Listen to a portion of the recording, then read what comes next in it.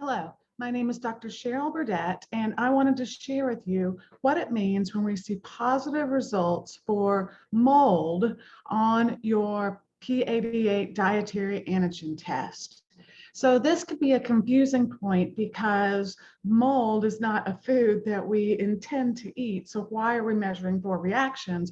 And what's the distinction between an IgE reaction that we might be more used to, allergies to mold, versus IgG? Well, just like we can be confused to food, same things happens with our immune system. So we can both be allergic to mold as well as sensitive to mold. And so what this means is, in general, this leads you to want to take out the moldier foods from the patient's diet. If you refer to our physician guide, there is a dietary advice for working with your patient and lowering mold amounts in the diet. And some of the things that are included in there are to decrease peanuts because they tend to be moldy. Cantaloupe tends to be moldy. Making sure we're careful with coffee, that can be moldy as well. And in general, removing moldy foods from the diet. Now, that might seem overwhelming to your patient, or you might question the necessity of that. If you would like to figure out how reactive your patient's immune system is to mold, this would be a good time to do a follow-up marker called TGF-beta. And send back a tube, we'll send that out for you. And when this marker is high, you know that that patient's immune system is overly reactive to mold, and they're going to be one of your patients who are mold sensitive.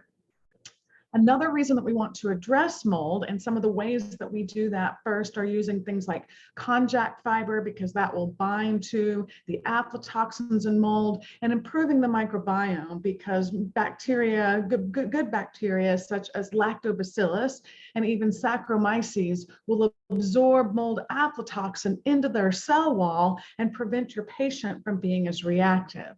Another reason why we want to deal with the mold issue and eliminate it is because when our immune system becomes reactive to mold, it will also become on heightened alert to yeast, candidiasis, or fungus as well. So if you have a patient that is suffering from yeast overgrowth, candidiasis, treating the mold will lower that immune reaction and help them on that front too, and vice versa. So this is why we include that reaction to mold on our allergy antigen test, and I hope that information was useful to you. Visit the website for more clinical practice interpretation pieces on our dietary antigen test. Thank you.